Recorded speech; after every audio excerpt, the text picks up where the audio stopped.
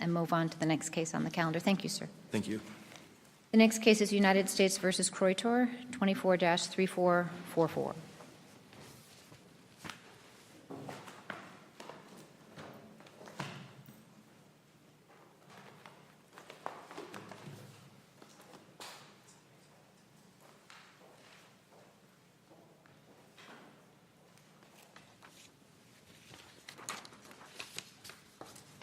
Good morning, Your Honors. Good morning. Erin Radigan, appearing for Appellant Unduly Kreuter. Your Honor, Mr. Kreuter has been in the United States since 19... Counsel, we're having trouble hearing you. If you could pull the microphone down a little closer, that would be great. Okay. Thank you. So the immigration consequences of criminal convictions have never been more severe. Mr. Kreuter has been in the United States since 1995. He's at this time in danger of imminent removal.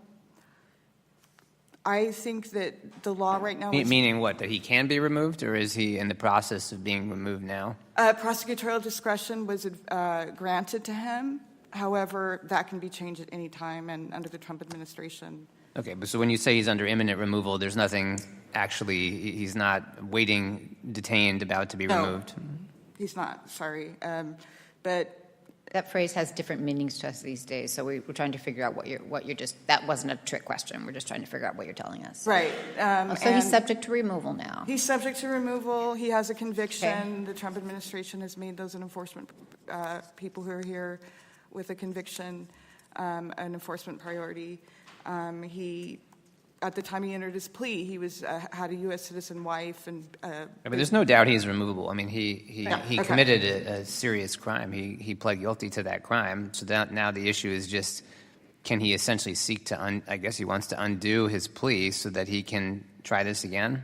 So our argument here is that the district court erred in its laches analysis. Why? The district court erred because it gave undue weight to the government's interest in an old conviction under circumstances where Mr. Kreuter has paid the entire restitution and served the sentence the prosecution wanted for the case. So your argument is that the state abused its discretion? Or forgive me, that the court abused its discretion by giving undue weight to the prior conviction? I do believe that the court erred in its laches analysis. I agree that the standard is abuse of discretion. Okay. The legal issues are reviewed de novo, and the factual issues for clear error. It's a high hurdle. So you've got our attention. What's your best shot on this? So laches is an equitable doctrine. The standard provides that if the government comes forward with prima facie evidence of a prejudice, which they did because 2 witnesses died, but not Behesnilian. Behesnilian was still alive. Prior counsel. He was sentencing counsel who clearly admitted IAC. But the court gave undue weight to the government's interest in having a conviction forever.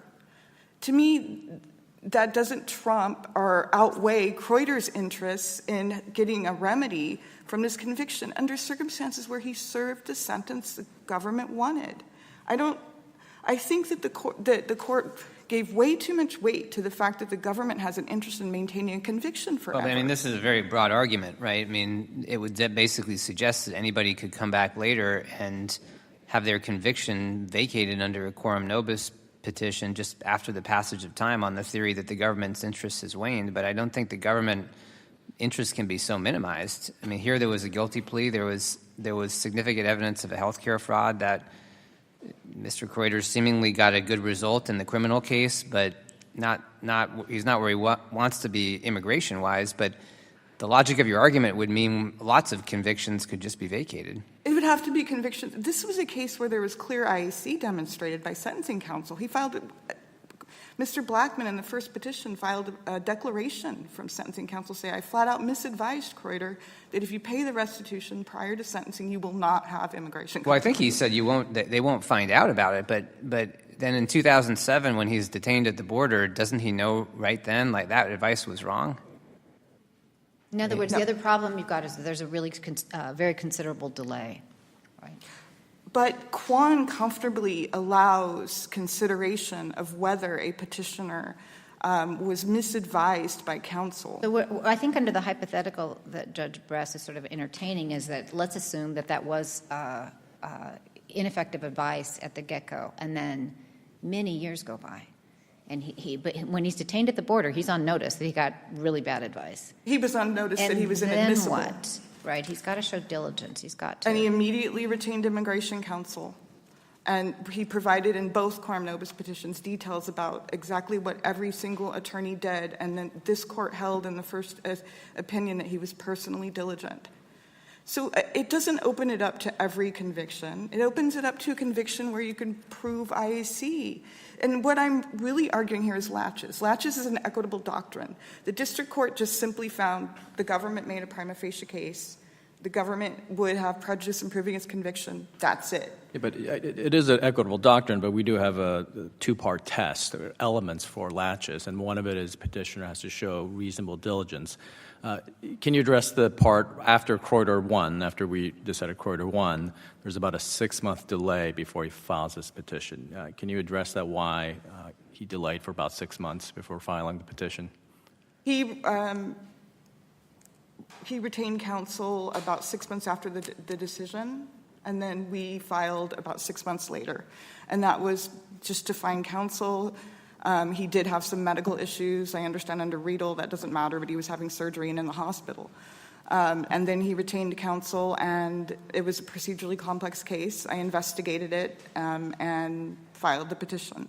So I submitted a declaration explaining everything I did, the immigration attorneys I spoke to, the declarations I obtained, and Is it, though, an abuse of discretion for the court to say the 6-month delay wasn't reasonable? I mean, it might be a little bit harsh, but is that abuse of discretion? I think it is abuse of discretion. I think it is harsh. Is there a case law that you want to call our attention to that would be the most comparable on this point to show some calibration of the standard, where we have found abuse of discretion or? No. The case law, frankly, is very, very severe for quorum nobis petitioners, despite the fact that it's supposed to be an extraordinary remedy, and there are people now who have convictions who can't get rid of them and are subject to permanent banishment from the United States for conviction after they serve their entire sentence. The one thing I want to point out about the laches standard, the standard is if the government comes forward with prima facie evidence of prejudice, the burden shifts to Mr. Croyder to show either rebut the prejudice showing or show that he was reasonably diligent. So Croyder attacked the prejudice showing and said you can't give paramount consideration to maintaining a conviction under these circumstances. And I think that's fundamentally where the court erred. Laches is supposed to consider the equities of all parties here. The government suffers minimal. So is your point that you think the court didn't consider some of the evidence or the countervailing prejudice to your client? Is that your point? Yes, I think the court didn't weigh Mr. Croyder's prejudice at all. Pretty much it was. So there's a difference there, and I'm trying to tease it out, but maybe I'm not asking a very precise question. I understood you originally to say that you thought that the court didn't weigh the prejudice to your client correctly, didn't give it adequate weight, and that would be different than if your argument now is that the court literally didn't consider it, because I think one would be an error of law. Which are you arguing? I believe that the court didn't consider it. What's your strongest showing? What supports that assertion that the court did not consider your client's equitable interests? The opinion has only one sentence where where the court basically says Croyder argues that his interests should be weighed here and that the government's interests are minimal because he admitted guilt, he cooperated with the government, served the sentence, paid all the restitution. However, Croyder doesn't give adequate weight to the government's need for a conviction. I think that needs to be the case. It's ripe for an opinion that gives petitioners more leeway in the laches argument where their interests have to be considered, especially in a case when the consequences are so dire and there's no remedy. All right. Thank you for your patience with our questions. You want to reserve your last minute? Yes. All right. We'll hear from the government, please.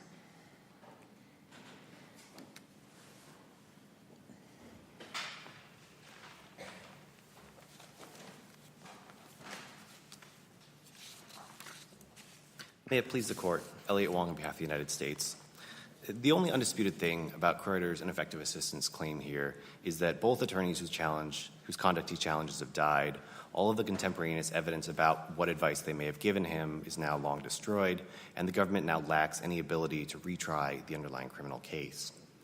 This is a somewhat interesting situation, Your Honors, where this is not the first quorum nobis petition that this petitioner has brought, but the second. And specifically, this is done after there's already been a finding under the first petition that Mr. Croyder had inexcusably delayed in bringing the first petition. I mean, there's also some language in Croyder 1 that seems more favorable to him also. Correct, Your Honor, and I acknowledge that. But in addition to the finding about the 2-year period in which this Court examined in Croyder 1, there's additional periods of delay which this Court did not reach, and I would submit, although this Court's opinion was sympathetic to Mr. Croyder's position, it did in fact uphold the standard and find that there was no valid reasons in order to excuse that period of delay. To address Judge Lee's question, I think just a quick point of clarification. There was about a 1-year period of time between the affirmance in Croyder 1 and the submission of the second petition in this case. And for authority on that, I would point to the Telek case, which involved a period of delay of about 1.5 years. And then in Croyder 1, there was about a 2-year period. So even standing alone, a 1-year period does lead to a finding of inexcusable I wasn't delay. sure, Mr. Croyder's been through a lot of lawyers, and this thing is complicated procedurally, so it seems like when we're looking at the timeline here, I'm not sure why we're picking at the last year. It's really the middle 7, arguably 9, that cause more of the problems to me. Correct, Your Honor. And we can go from starting in 2007 when Mr. Croyder indisputably knew that he was subject to removal, and in 2008 when he actually received that notice to appear in immigration court. Then we jump ahead to 2012 in which he successfully files for some form of post-conviction relief, which gives him the knowledge that he has that remedy available to him. And then in 2014, he finds out explicitly and is explicitly told that this is an aggravated felony and you need to pursue post-conviction relief to try to get this vacated. From 2014, even Mr. Croyder's citation to the Kwan case, after that period, Kwan can afford him no potential help. Because at that point, he's been explicitly told to seek post-conviction relief, explicitly told that this is an aggravated felony. Right, but I mean, at that 2014, didn't he have a lawyer who unduly delayed? And that seems to be purely the lawyer's fault as of 2014? Your Honor, I would dispute the characterization that it was purely the lawyer's fault. The record is silent with respect to what Mr. Croyder did during that period. And I'd point this court to the Supreme Court's 2 decisions in Lawrence and then in Holland. And specifically in Holland, Justice Alito's concurrence opinion does go through in fairly good detail about when post-conviction counsel, whether the attorney's miscalculations can be excused from the client. And that's a high bar. Specifically because there is no constitutional right to post-conviction counsel.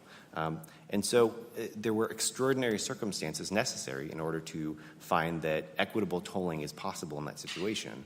And even though those cases were habeas cases in a 2241 context, the analysis readily applies here. What about Kwan? Well, it doesn't. I don't think it does apply here. This is a snarly area, this crimmigration area. It's tough to find people who really understand it, and so I don't know that the 2241 context is comparable, counsel. Your Honor, I don't mean He's that. really at the mercy of what his lawyers are telling him, and his lawyers weren't giving him great advice, and they certainly weren't moving very promptly. So I think that Judge Bress's point is well taken. In that last year of delay, I don't see how the government's position changed at all. Your problem is you don't think you can retry him. But as to this middle 7-year, I think a 7-year period, that seems to be more problematic. But what authorities do you have that on this point that don't rely on 2241? Well, Your Honor, there's the entire possibility that he could have brought the current IAC claims against Mr. Grayson in the first quorum nobis petition, and it's inexcusable that he didn't at this point. So the fact that he brought the first petition, it was denied, and then he brings a second petition challenging different lawyers, and Mr. Grayson's advice is from 2003. So there's no finding of new evidence, nothing that would excuse him from not diligently pursuing his rights in the first petition. Yeah, no, I agree with you. That's a problem. But what about the Kwan case? That seems like the best case on the other side for this. So how do you distinguish that? For a couple different reasons, Your Honor. The Kwan case, what the holding in that case was that the challenge is not required to be brought at the earliest opportunity, but only requires sound reasons for not doing so. At some point between 2007 and 2021, in which Crater actually brought his second quorum nobis petition, there are any number of points where he was adequately armed with the knowledge in order to know that his conviction did carry immigration consequences and that he knew what to do in order to try to remedy that. I agree with you so far as it goes. Then the question is, why wasn't that true in Kwan? A couple of different reasons. So Kwan was explicitly instructed that he should focus on challenging his deportation, and even if that reasoning could be applied here, that would only last up against until 2014 when he was explicitly told that he needed to pursue post-conviction relief. Further, in the Kwan case, that case involved no prejudice to the government, whereas here I think the prejudice to the government is plain, considering both the prejudice to respond to the petition and the prejudice to mount a retrial. What were the dates of the deaths we're talking about? As of 2014, what position was the government in vis-a-vis the witnesses? One of the witnesses had died by then. I believe it was 2011 when the first lawyer had died, and then 2021 is when the second lawyer died, or 2020, I believe, something around there. Further, I'd just like to address the prejudice issue a little bit. What petitioner's doing here is he is saying that the court below did not give enough weight to his interest in the prejudice analysis. And that is not an element of the test that this court has to apply. The court is clear in telling what the prejudice is, which is prejudice on the government to respond to the petition and prejudice to mount a retrial. It's not a multi-factor analysis, and petitioner's only case that would support that position is the Tillamook case, which they cite, which is a Lantham Act trademark case, which just has no application to the I don't present think she's context. trying to add an element. I think she's trying to persuade us that the court abused its discretion by weighing these interests improperly. Correct, Your Honor. It's a do-over, I think, is what we're being asked to do. Yes, and I apologize if I was a little bit unclear about that. What he's asking to do is do a multi-factor interest balancing analysis for the prejudice prong here, and that's just not supported by telling, by Rydell. So you think what we cannot do is say the government no longer has an interest in pursuing this prosecution, and Mr. Kreuter's immigration interests are very strong. You think we can't? That's not the way to do this. We need to look at essentially the prejudice to the government and then his diligence. Correct, Your Honor. And specifically, I would just say that the government has an interest in finality here, and the claim that the government has no interest beyond that, given the fact that he's paid restitution, is not accurate, I think, because if he undoes the plea, at least as noted in telling, there's a possibility at least that he could then seek to remit the restitution or seek to undo any number of other things that flow from the conviction itself. Unless the court has any further questions, I will submit. It doesn't appear that we do. Thank you, counsel.